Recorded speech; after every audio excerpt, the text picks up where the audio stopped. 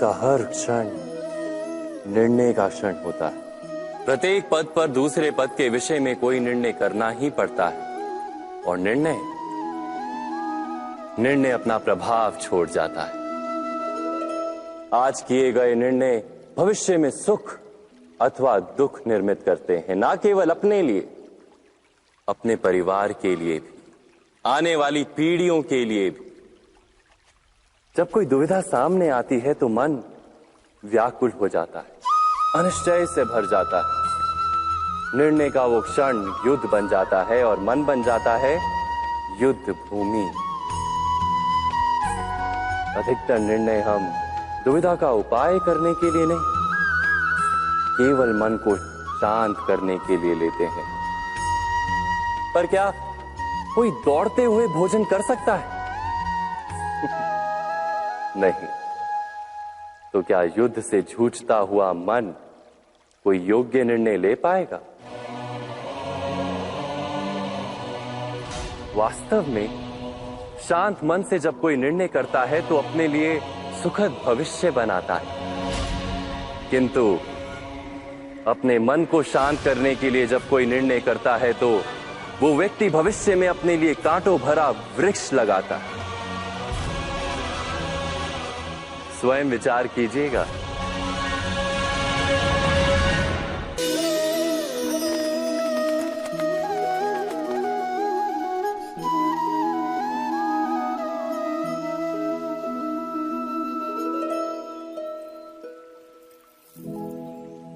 निर्णय के क्षण में हम सदा ही किसी अन्य के सुझाव, सूचना, मंत्रणा या परामर्श को आधार बनाते हैं और हमारे भविष्य का आधार हमारे आज लिए गए निर्णय के ऊपर होता है। तो क्या हमारा भविष्य किसी अन्य के परामर्श, किसी अन्य के सुझाव का फल है? क्या हमारा संपूर्ण जीवन किसी अन्य की बुद्धि का परिणाम? क्या हमने कभी विचार किया है? सबका अनुभव है कि भिन्न भिन्न लोग एक ही स्थिति में भिन्न भिन्न परामर्श देते हैं। मंदिर में खड़ा भक्त कहता है कि दान करना चाहिए और चोर कहता है यदि अवसर मिले तो इस मूर्ति के श्रृंगार चुरा। धर्म से भरा हृदय धर्ममय सुझाव देता है और अधर्म से भरा हृदय अधर्म का परामर्श देता है। धर्ममय सुझाव का स्वीकार ही मनुष्य को सुख की ओर ले जाता है, किंतु ऐसे परामर्श का स्वीकार करना तभी संभव होता है जब हृदय में धर्म हो।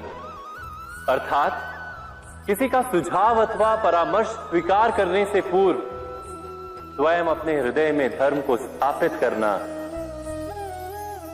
क्या आवश्यक नहीं? स्वयं विचार कीजिए।